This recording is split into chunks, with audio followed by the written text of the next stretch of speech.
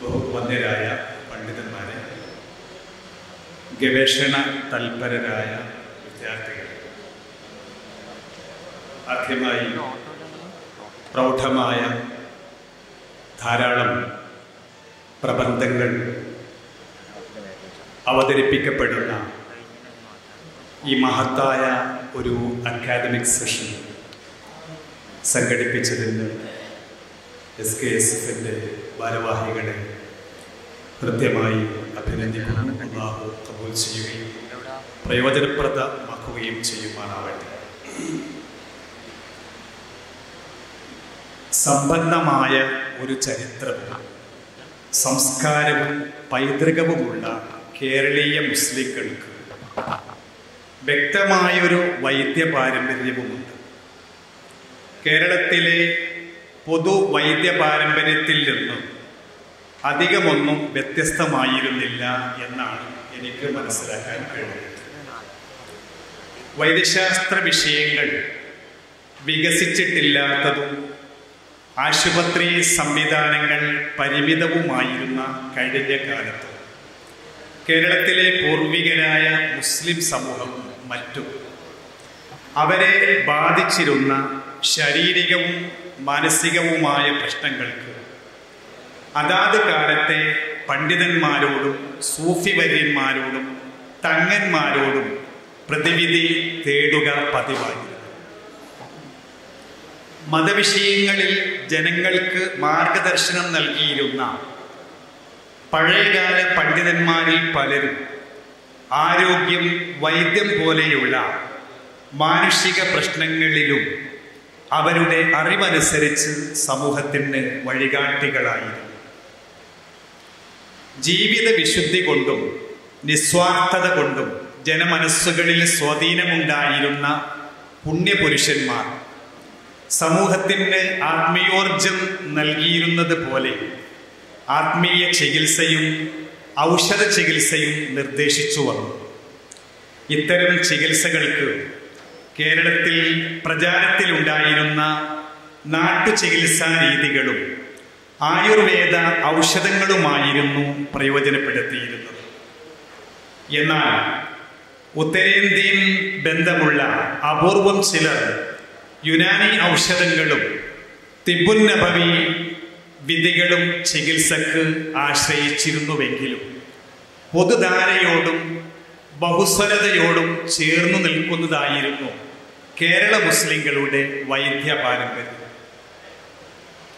മലബാറിലെ വലിയൊരു വിഭാഗം ജനങ്ങൾ ജാതി മത ഭേദമില്ലാതെ അവരെ ബാധിക്കുന്ന ആത്മീയ ശാരീരിക പ്രശ്നങ്ങൾക്ക് പ്രതിവിധി തേടിയെത്താറുണ്ടായിരുന്ന കൊടപ്പനക്കൽ ഹൗസിൽ പാണക്കാട് തങ്ങന്മാർ നിർദ്ദേശിക്കുന്ന മരുന്നുകൾ അധികവും ആയുർവേദ ഔഷധങ്ങളാണ്.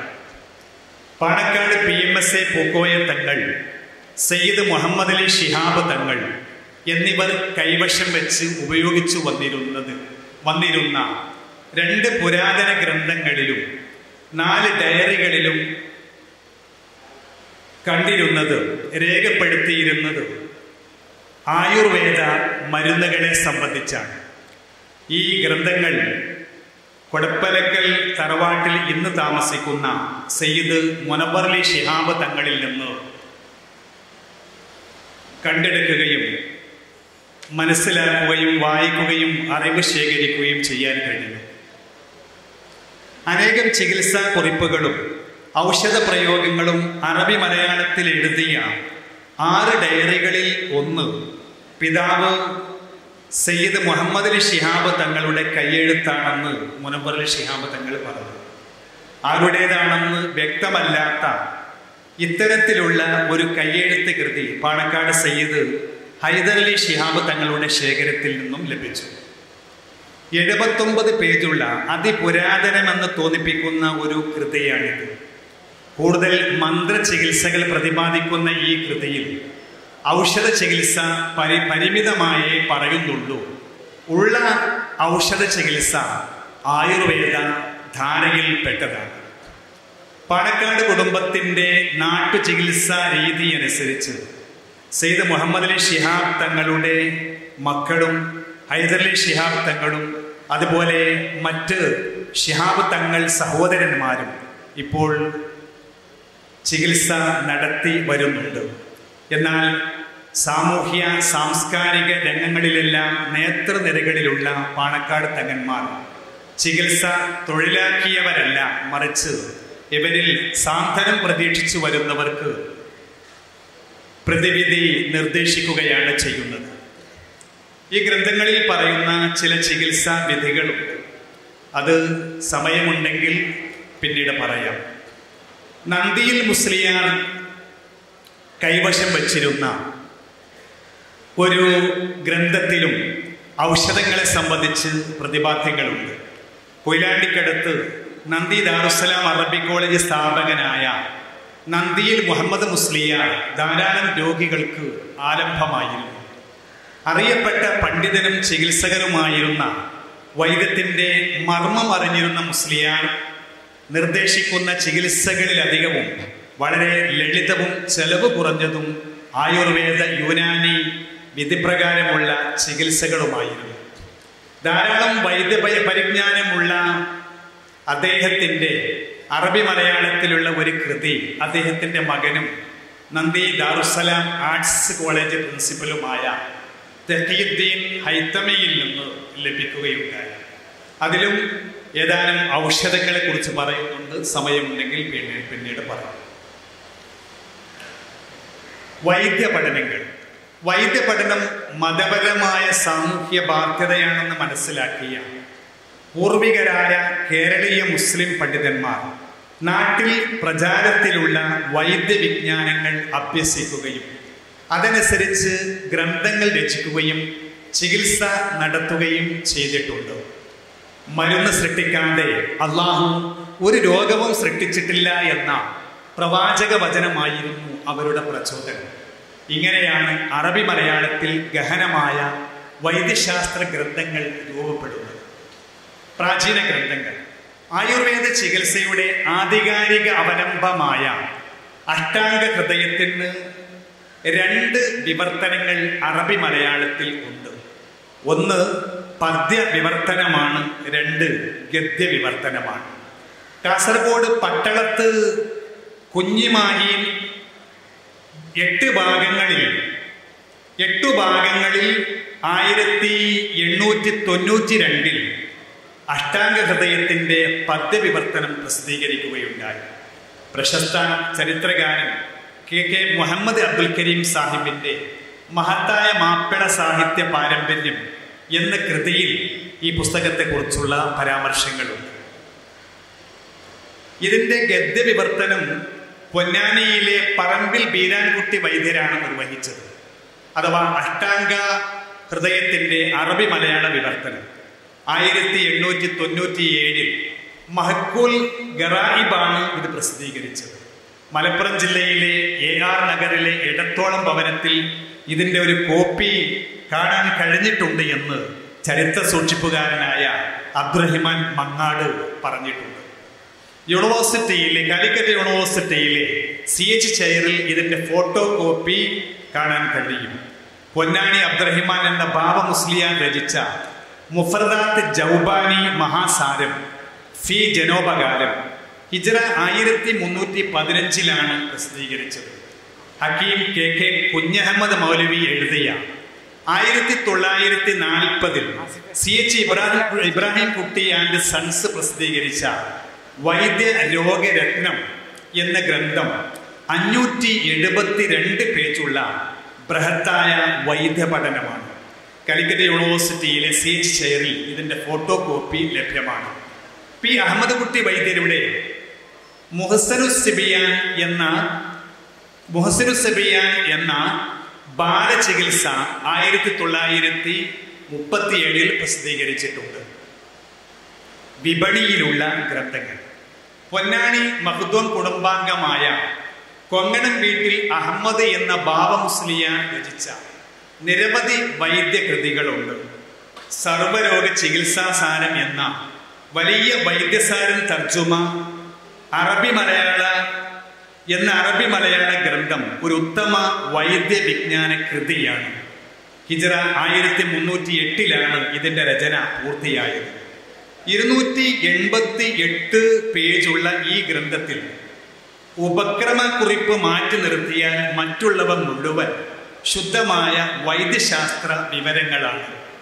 ആയുർവേദ ചികിത്സാ നിയമങ്ങളും മരുന്നുകളുടെയും ചില ചികിത്സകളുടെയും ഇസ്ലാമിക നിയമങ്ങളുമാണ് ഈ പുസ്തകത്തിലെ പ്രതിപാദ്യം. ഹക്കീം PBK കുഞ്ഞാമു മൗലവി രചിച്ച ഫവായിദുൽ മുഫ്രദാത്ത് ബി ദലാഇൽ അദബിയ എന്ന ഒറ്റമൂലിക മറ്റൊരു അറബി മലയാള വൈദ്യകൃതിയാണ്. കൊങ്ങണം വീട്ടിൽ അഹമ്മദ് ബാവ മുസ്ലിയാരുടെ തന്നെ മറ്റൊരു ഗ്രന്ഥമാണ് ഉപകാരം തർജുമ. ആയുർവേദ ചികിത്സാ നിയമങ്ങളും അസ്മാഹ് തൽസുമാത്ത് പ്രകാരമുള്ള മന്ത്ര ചികിത്സകളുമാണ് ഈ പുസ്തകത്തിലെ ചർച്ചാ വിഷയം. എന്നാൽ അസ്മാഹ് തൽസുമാത്ത് മന്ത്ര ചികിത്സകൾ മാത്രം ചർച്ച ചെയ്യുന്ന ഫരോഫകാരം തർജുമ എന്ന മറ്റൊരു പുസ്തകവും ഇദ്ദേഹത്തിനുണ്ട്. ആയുർവേദ ചികിത്സകളും അസ്മാഹ് തൽസുമാത്തും മന്ത്ര ചികിത്സകളും പ്രതിപാദിക്കുന്ന മറ്റൊരു ചികിത്സാ പുസ്തകമാണ് കൊടുമുടി പാലോളി അബ്ദുള്ള മുസ്ലിയാർ രചിച്ച ഇലാജുൽ അത്ഫാൽ എന്ന ബാലചികിത്സ. ഉപയുക്ത ഗ്രന്ഥങ്ങളെല്ലാം തിരൂരങ്ങാടി ആമിറുൽ ഇസ്ലാം ലിത്തോ പവർ പ്രസ്സാണ് പ്രസിദ്ധീകരിച്ചത്. ഗ്യാസ് ട്രബിളിന് ഉമർ ഖാലി റഹ്മത്തുള്ളാഹി അലൈഹി നിർദ്ദേശിച്ച ഏതാനും ഔഷധങ്ങളെ അദ്ദേഹം ഇങ്ങനെ പ്രതിപാദിക്കുന്നു. ലിക്കുല്ലി ഒച്ച പാടിനും ദവാ, ലിക്കുല്ലി ഒച്ചയടപ്പിനും ദവാ, മുജറബായി കാണുന്നതാ ഷിഫ. കടുക്ക ഇഞ്ചി മഞ്ഞളും ജീരകം കിസ്മിസും ഇലമഞ്ചിമാ കരിഞ്ചീരകം. ജാതിക്ക ജാതി പത്രീവ ബക്വ പച്ചില കഥാകറാമ്പൂവും ആടലോടക. ഇവയൊക്കെയും നീ ഒപ്പമിൽ പോടിച്ചതിൽ തേനും കഥാ കൽക്കണ്ടവും ചേർത്തതിൽ. ഇത് രണ്ട് നേരവും സേവിച്ചോ വായുവിന്റെ എല്ലാ രോഗവും പോയിച്ചോ എന്ന് ഉമർ ഖാലി പറയുന്നു.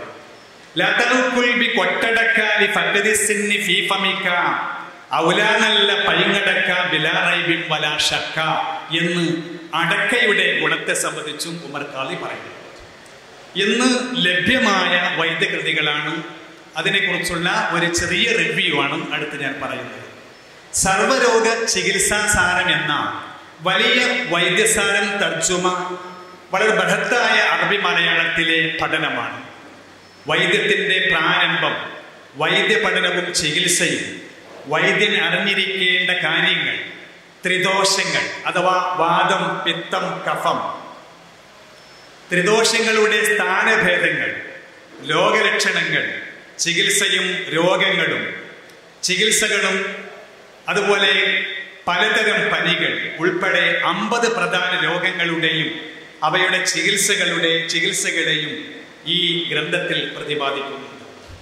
ഈ പുസ്തക രചനയുടെ ആവശ്യകതയെ സംബന്ധിച്ച് ഗ്രന്ഥകാരൻ ആമുഖത്തിൽ ഇപ്രകാരം പറയുന്നു: രോഗങ്ങളുടെ അടിസ്ഥാന വിധാനങ്ങൾ, ചികിത്സാ വിധികൾ മുതലായവയെ പറ്റിയുള്ള വൈദ്യ ഇൽമിന്റെ അറിയലും പഠിക്കലും എല്ലാവർക്കും അത്യാവശ്യമാകുന്നു. എന്നാൽ വൈദ്യഗ്രന്ഥങ്ങൾ അധികവും അറബി, യുനാനി, ഹിന്ദുസ്ഥാനി, ഫാർസി, ഇംഗ്ലീഷ്, തമിഴ്, സംസ്കൃതം മുതലായ ഭാഷകളിലാണ് ഉള്ളത്. സാധാരണക്കാർക്ക് അവ അറിയുകയില്ല. അവർക്ക് ഉപകാരപ്രദമാകുമാറ് ഒരു വൈദ്യ കിതാബ് ഉണ്ടായിരിക്കണമെന്ന ആശയാണ് ഈ ഗ്രന്ഥരചനയ്ക്ക് എന്നെ പ്രേരിപ്പിച്ചത്. നമ്മുടെ മലയാളിക്ക് ഏറ്റവും ഉപയോഗപ്രദമായ ഇതിനെ വൈദ്യസാരം എന്ന പേര് വെച്ചിരിക്കുന്നു എന്നും ഗ്രന്ഥകാരൻ പറയുന്നു. മുഅ്തമദായ കിതാബുകൾ, പ്രാമാണികമായ മറ്റ് കൃതികൾ മുതലായവയിൽ നിന്ന് എടുത്തതിന് പുറമെ ഈ ഇൽമിനോട് നേരിട്ട് ബന്ധമില്ലാത്ത ചില കാര്യങ്ങൾ സന്ദർഭാനുസാരണം ചേർത്തിട്ടുണ്ട്. ഖാത്തിമത്ത് കൊണ്ട് അവസാനിപ്പിക്കുകയും ചെയ്യുന്നതാണ് ഈ ഗ്രന്ഥം. രോഗിയുടെ ശരീരപ്രകൃതി, ഭക്ഷണക്രമം, കാലാവസ്ഥ, ജീവിക്കുന്ന ചുറ്റുപാട് മുതലായവ നോക്കിയിട്ട് വേണം ചികിത്സിക്കാനെന്ന് വൈദ്യഗ്രന്ഥങ്ങളിൽ പറയുന്നുണ്ട്. മലയാളിയുടെ പരിസ്ഥിതിയുമായി ഇണങ്ങുന്ന രൂപത്തിൽ എഴുതപ്പെട്ടതാണ് അഷ്ടാംഗ ഹൃദയം. അതിനാൽ ഈ വൈദ്യസാരം തർജ്ജമ ഒട്ടുമുക്കാലും അഷ്ടാംഗ ഹൃദയത്തെ ആസ്പദമാക്കിയാണ് തയ്യാറാക്കിയിട്ടുള്ളത്. കേരളീയ മുസ്ലിം പാരമ്പര്യം എപ്പോഴും ബഹുസ്വരതയിൽ ഊന്നിയിട്ടുള്ളതായിരുന്നു എന്നതിൻ്റെ ഒരു വൈദ്യ ഉദാഹരണം കൂടിയാണ് ഈ ഗ്രന്ഥം. കാരണം ഇവിടെ ഒരു ചികിത്സാരീതി, അപ്പോൾ ഇസ്ലാമിക ചികിത്സാരീതി എന്ന രൂപത്തിൽ തിബ്ബുൻ നബവിയിൽ കുറേ ഔഷധങ്ങളൊക്കെ പറയുന്നുണ്ട്. കാരക്ക, അതുപോലെ ഈത്തപ്പഴം, പിന്നെ അങ്ങനെയുള്ള കുറേ ഔഷധ സസ്യങ്ങളെയൊക്കെ പരിചയപ്പെടുത്തുന്നുണ്ട്. എന്നാൽ കേരളീയ മുസ്ലിങ്ങൾ രചിച്ചിട്ടുള്ള, അറബി മലയാളത്തിൽ രചിച്ചിട്ടുള്ള ഗ്രന്ഥങ്ങളിലൊക്കെ ബഹുസ്വരത ആശ്രയിച്ചിരുന്ന, കേരളീയ പൊതുസമൂഹം അവലംബിച്ചിരുന്ന ഔഷധങ്ങളെയാണ് മുസ്ലിങ്ങൾക്കും പരിചയപ്പെടുത്തിയിട്ടുള്ളത്. വൈദ്യപഠനം മതബാധ്യതയാണ് എന്ന് ഈ ഗ്രന്ഥം ഉദ്ഘോഷിക്കുന്നു. വൈദ്യപഠനത്തിന്റെ ഇസ്ലാമിക ദർശനത്തെ സംബന്ധിച്ച് ഗ്രന്ഥകാരൻ പറയുന്നു, വൈദ്യം പഠിക്കുന്നതിൻ്റെ മഹത്വവും ചികിത്സയുടെ കൽപ്പനകളും പ്രമാണങ്ങളും ഖുർആനിലും ഹദീസിലും ഉലമാക്കളുടെ കൗലുകളിലും വന്നിരിക്കുന്നു. അമ്പിയാക്കളും സ്വഹാബികളും ഉലമാക്കളും ഔലിയാക്കളും മറ്റും പഠിച്ചും പ്രയോഗിച്ചും പോന്ന ഇൽമാകുന്നു വൈദ്യം. നിബിതങ്ങൾ വൈദ്യം ചെയ്തതും ചെയ്യിപ്പിച്ചതുമായ കാര്യങ്ങളെ പ്രതിപാദിക്കുന്ന കിതാബുകൾ തന്നെയാണ് അമ്പിയാക്കളിൽ വൈദ്യമറിയാത്തവരില്ല. മുഹമ്മദ് നബി സല്ലല്ലാഹു അലൈഹി വസല്ലം, ഇബ്രാഹിം, ആദം, ഷീസ്, ഇദ്രീസ്, സുലൈമാൻ അലൈഹിമുസ്സലാം എന്നീ നബിമാരെല്ലാം, അതുപോലെ ലുക്മാനുൽ ഹക്കീമും ഇതിൽ വൈദ്യം ചെയ്തവരിൽ സുപ്രസിദ്ധരാകുന്നു. സ്വഹാബിമാരിലും ഉലമാക്കളിലും വൈദ്യന്മാർ ധാരാളമായി ഉണ്ടായിരുന്നു. ആയിഷ ബീവി, ഷാഫി ഇമാം, ഗസാലി ഇമാം, ഇമാം ഷഹറാനി, ഇമാം ഖൽയൂബി മുതലായവരും ഇതിൽ പ്രധാനികളാണ്. ഒരു നാട്ടിൽ വൈദ്യം പഠിച്ച ഒരാളെങ്കിലും ഉണ്ടായിരിക്കൽ ഫർള് കിഫായാണ് എന്ന് ഫർള് കിഫായാകുന്നു. ആരും പഠിച്ചില്ലെങ്കിൽ എല്ലാവരും കുറ്റക്കാരായിത്തീരും, അഥവാ ദൈവിക ശിക്ഷക്ക് അർഹരായിത്തീരും. ഓരോ വസ്തുവിലും പല വിശേഷതകൾ അള്ളാഹു ആക്കി വെച്ചിട്ടുണ്ട്. ഇതൊക്കെ പുസ്തകത്തിലെ അതേ ഭാഷ്യം തന്നെയാണ്. അതിനെ നിഷേധിക്കൽ കുഫറാണെന്നും വൈദ്യം കൊണ്ട് ഫലമില്ലെന്ന് പറയുന്നത് നബിയുടെ വാക്കിനെ റദ്ദ് ചെയ്യലുമാണെന്നും ഗ്രന്ഥകാരൻ പറയുന്നു. വൈദ്യന്റെ യോഗ്യതകളായിട്ട് ഈ ഗ്രന്ഥം പറയുന്നത്, വൈദ്യൻ തഖ്വയുള്ളവനും വൈദ്യവിധികളെ മാനിക്കുന്നവരുമായിരിക്കണം. ശീലവും കോലവും വാക്കും ചേലും ഹാലും തടിയും പുടവയും മണവും നല്ലവരായിരിക്കണം. അവന്റെ ചികിത്സയിൽ ജനങ്ങൾക്ക് മതിപ്പുണ്ടായിരിക്കണം. പക്ഷഭേദം കാണിക്കരുത്. മറ്റുള്ളവരുടെ അനുഭവജ്ഞാനം മാനിക്കണം. പാവപ്പെട്ടവരെ ചികിത്സിക്കാൻ ആശയുണ്ടായിരിക്കണം. ചികിത്സയിൽ കഴിയുന്നത്ര അധ്വാനിക്കണം.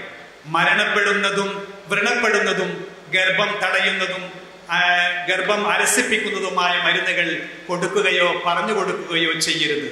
സ്ത്രീകളെയും കൗമാരപ്രായക്കാരെയും ചീത്ത വികാരത്തോടെ സമീപിക്കരുത്. രോഗം മൂർച്ഛിക്കുന്ന മരുന്നുകൾ കൊടുക്കരുത്. രോഗിയുടെ രഹസ്യം വെളിപ്പെടുത്തരുത്.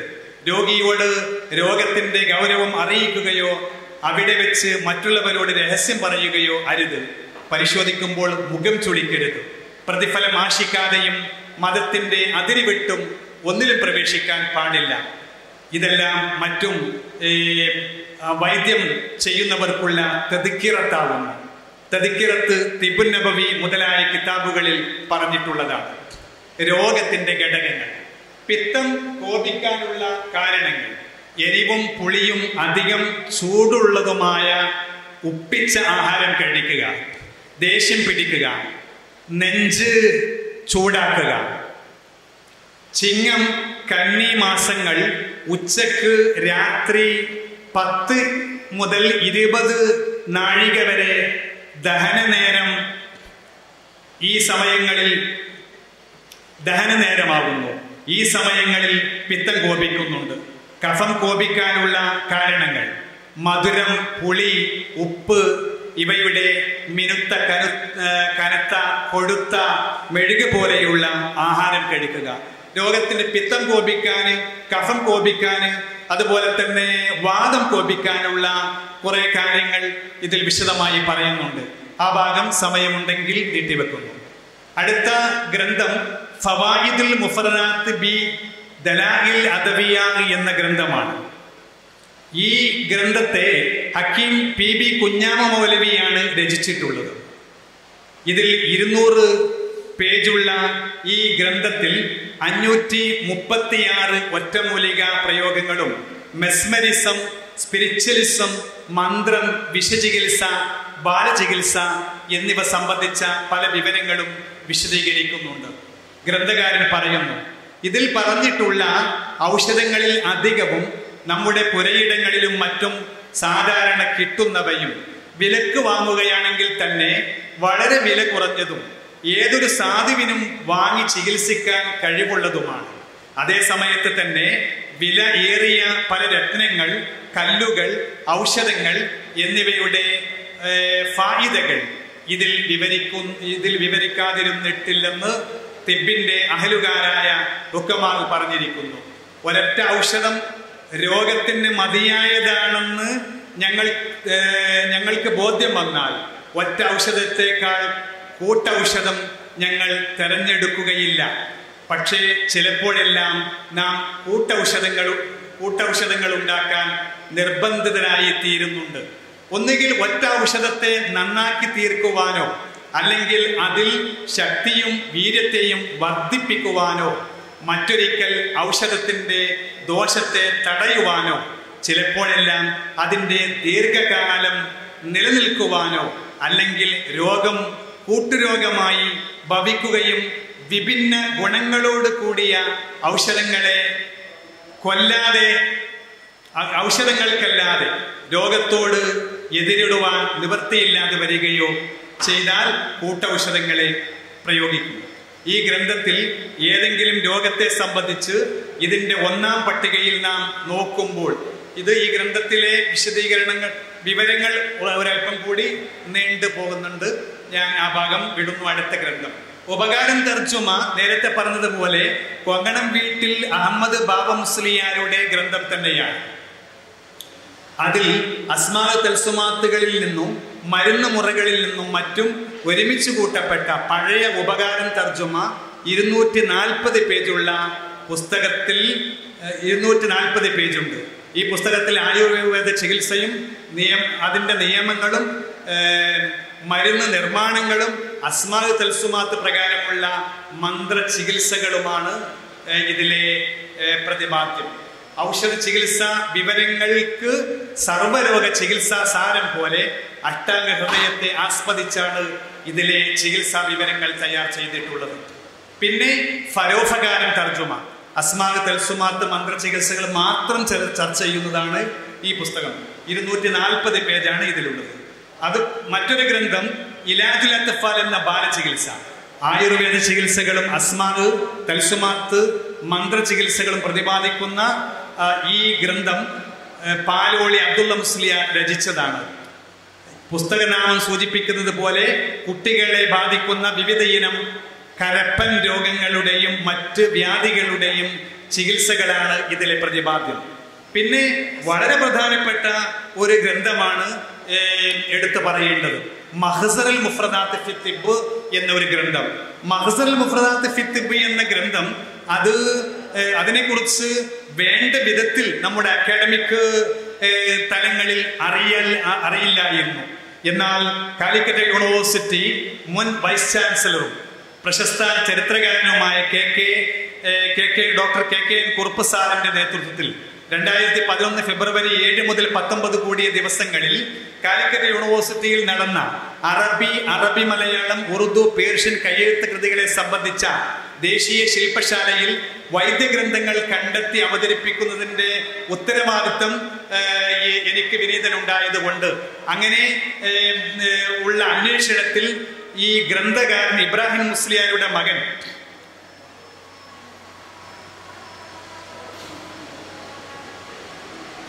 1897 മലപ്പുറം ജില്ലയിൽ പട്ടിക്കാട് ജനിച്ച് 1951 ദിവംഗതനായ സ്വാതന്ത്ര്യ സമര സേനാനി കൂടിയായിരുന്ന KT ഇബ്രാഹിം മൗലവി രചിച്ച അത്യപൂർവവും അമൂല്യവുമായ മഹ്സൽ മുഫ്രദാത്ത് ഫി തിബ്ബ് എന്ന ഗ്രന്ഥം വൈദ്യശാസ്ത്രത്തിലെ ഒറ്റമൂലികളുടെ നിധി എന്നാണ് ഈ പുസ്തകത്തിന്റെ പേര്.